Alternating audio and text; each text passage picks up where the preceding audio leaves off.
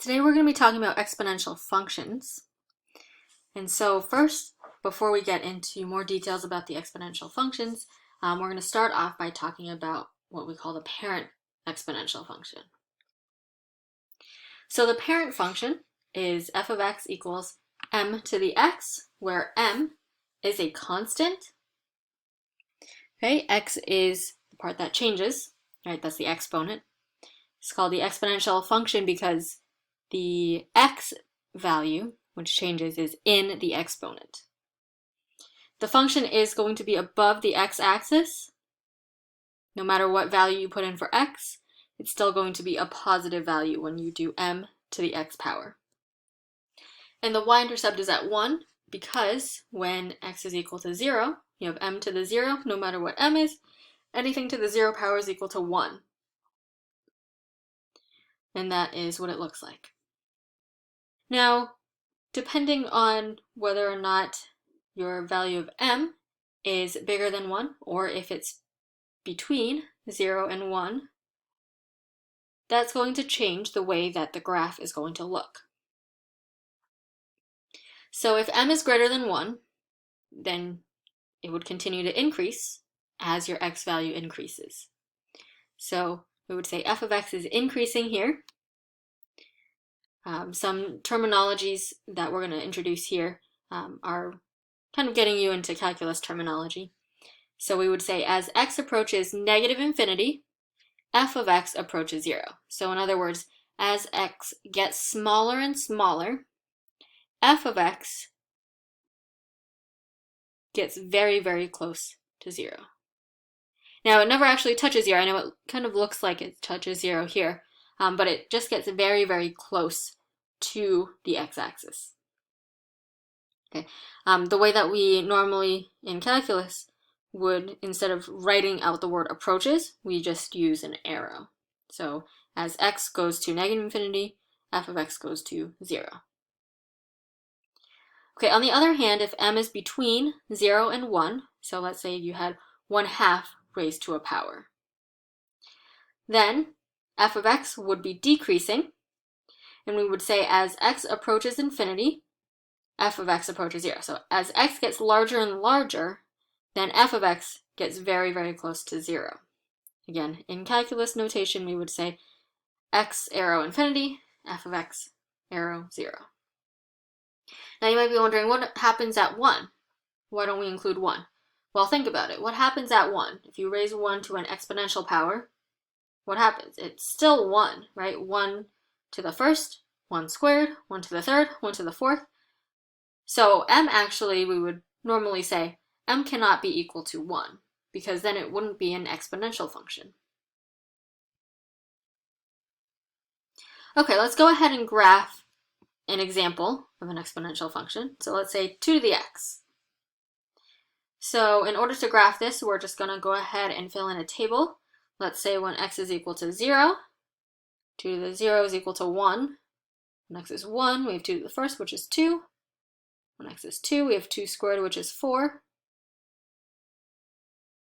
X is 3, 2 to the third, which is 8. 2 to the fourth, that's 16. But let's also get some negative values of x, right, on the left-hand side of the graph. So let's say when x is equal to -1, okay, now we have to go back to negative exponents that we talked about last time, where negative exponents means that you just take off the negative and you move it into the denominator. So 2 to the negative first is equal to 1 over 2 to the first, 1/2. Okay, so if this is -2, then we have 2 to the negative second, which is 1 over 2 squared, which is 1/4. And -3, we have 2 to the negative third, which is equal to 1 over 2 to the third, which is 1/8. Let's go ahead and plug those values in. So we have 0, 1, 1, 2, 2, 4, 3, 8, and 4/16 is going to go off this graph. -1, 1/2, -2, 1/4, and at this point you can notice that it'll be really, really hard to kind of try to be as accurate as possible, but we know that it gets very, very close to 0, but notice that it's never actually going to reach 0. And then we just go ahead and connect those points. Now let's talk about transformations of the exponential function. So we're going to use 2 to the x as our parent function here. And all of these parts are going to affect our exponential function in some way. So the negative sign is going to indicate some sort of reflection. If it's in front of the a value, then it's a reflection in the x-axis. If it's in front of b, it's a reflection in the y-axis. A is going to indicate some sort of a vertical stretch or shrink.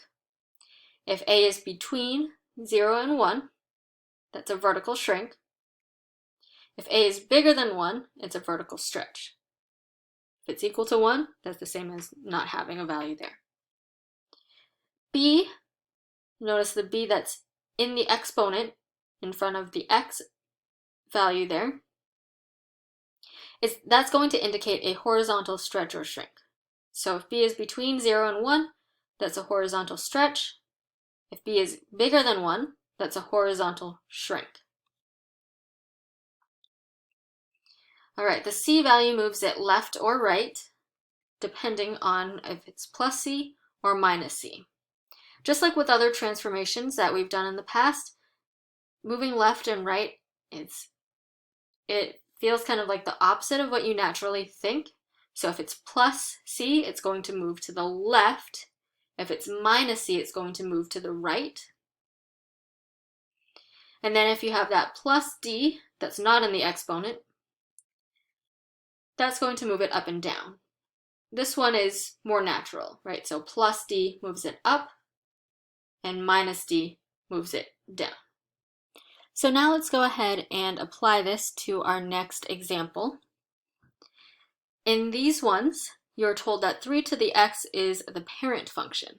So anything that's not 3 to the x is going to indicate some sort of transformation. So let's look at the first one. We have f of x equals negative 3 to the x minus 4 plus 7. We have a negative right at the start on the outside. So that's going to be a reflection in the x-axis. We have the minus 4 that's in the exponent. That means we are going to shift to the right 4. And the plus 7 at the end means we are going to shift up 7. All right, the next example, we have 3 to the negative 2x minus 5. The negative that's in the exponent means we have a reflection in the y-axis. The 2 indicates some sort of horizontal stretch or shrink.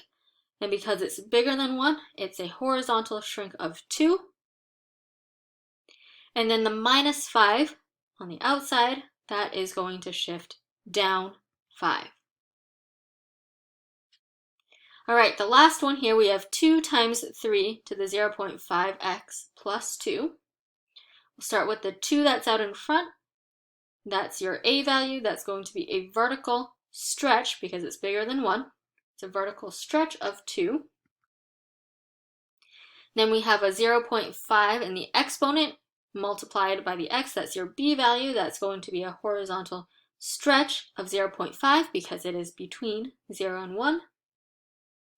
And then the plus 2 at the end means we are going to shift up 2. Now let's do an example where we will actually graph it.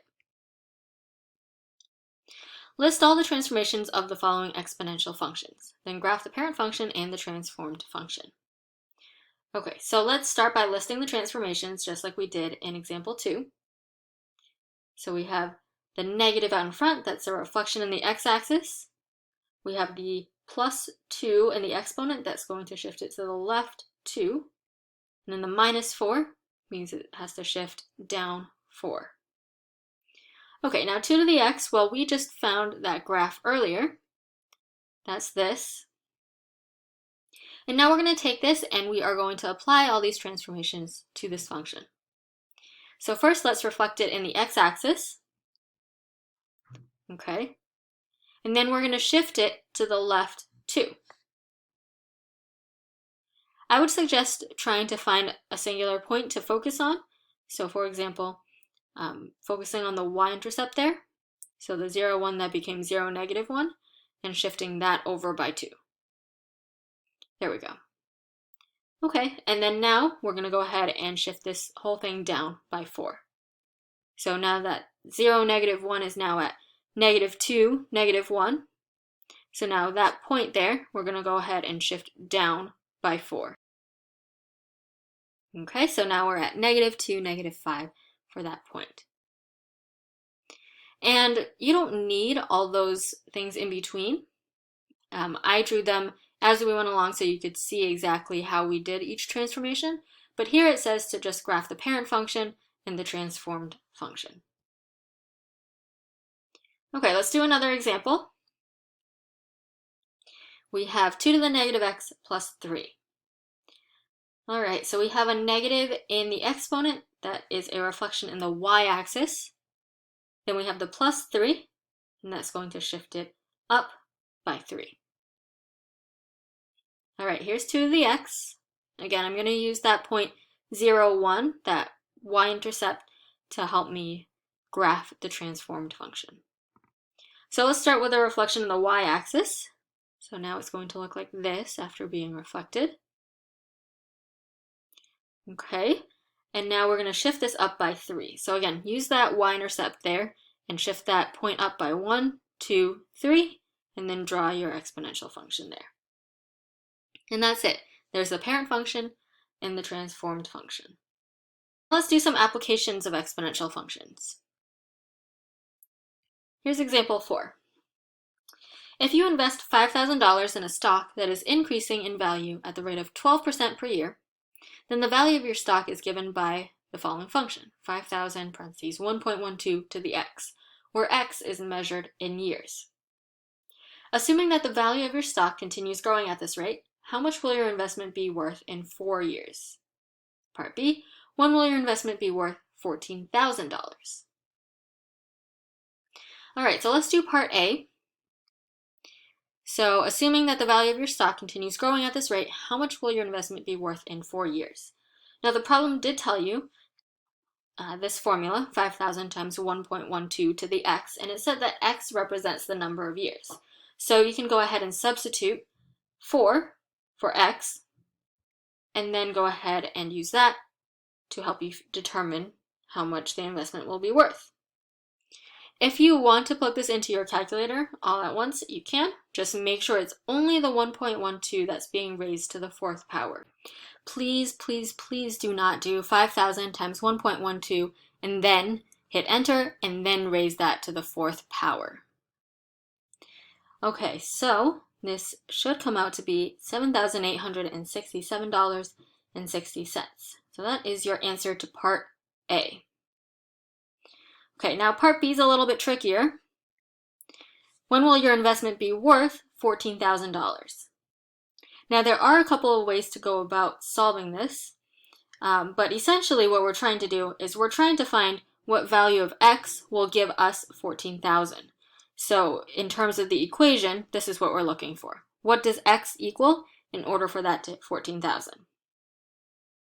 Now you could do a guess and check sort of method and keep trying numbers until you get that.